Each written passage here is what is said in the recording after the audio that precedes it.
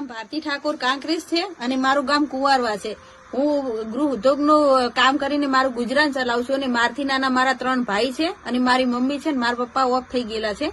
હાલ તરત હું જયારે બધા મારી ફેમિલી ઊંઘી ગયા હતા, રાતના 12 વાગ્યા છે અને અચાનક પોલીસની ગાડીઓ 3 અચાનક આવીને ઉતરી પડી. 2 ગાડીમાં પોલીસ હતા અને 1 ગાડીમાં જીએબી વાળા હતા. અમુકને અડધાને પ્રાઇવેટ મતલબ ડ્રેસમાં હતા અને ડાયરેક્ટ મારા ઘરે આવીને ઘૂસી ગયા અને ડાયરેક્ટ ઢાબા ઉપર ચડી ગયા. 4-5 જણા અમારે દરવાજે હું મતલબ બેઠા બેઠા કામ કરતી હતી તો તે પણ લાકડીયું ને એવું લઈને આવીને ડાયરેક્ટ કોઈ પણ બોલ્યા વગર મેં પૂછ્યું કે શું છે આ બધું, અચાનક કેમ આયા મારા ઘરે. ઓછામાં ઓછા 20-25 જણા આવીને ડાયરેક્ટ ઉતરી પડ્યા. તો અચાનક રાતના 12 વાગે અહીં કોઈ પીના લેડીઝ ના ઘરે આવું. મારી મમ્મી છે, વિધવા છે, હું નાની બેન છું, મારી નાની ભાભી છે, બધા મારા ઘરમાં ગભરાઈ ગયા. આજુબાજુ વાળા પલોટવાસમાં કોઈના ઘરે પણ નથી ગયા, ફક્ત એક જ અમારા ઘરે આયા રાતના 12 વાગે.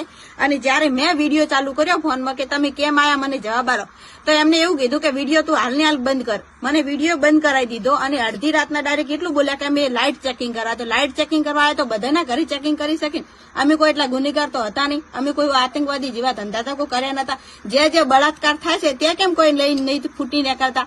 હું ગુજરાતની તમામ પોલીસને અને ગુજરાતના જે અધિકારી છે બધા જોડે મને જવાબ જોઈએ અને જે મને જવાબ નહીં આલે તો આટલા અમને આની પહેલા પણ હેરાન કરી ચૂક્યા છે. સિહોરી પોલીસ સ્ટેશનના અધિકારીઓ હંમેશા પોલીસ વાળા અમને વારંવાર હેરાન કરે છે. હવે અમે કંટાળા છીએ અને જો અમને ન્યાય નહીં મળે તો હું ખુદ કહું છું કે હું લાઈવ વિડીયો કરીને હું સુસાઇડ કરીશ અને એના જિમ્મેદાર સિહોરી પોલીસ સ્ટેશનના બધા અધિકારી રહેશે.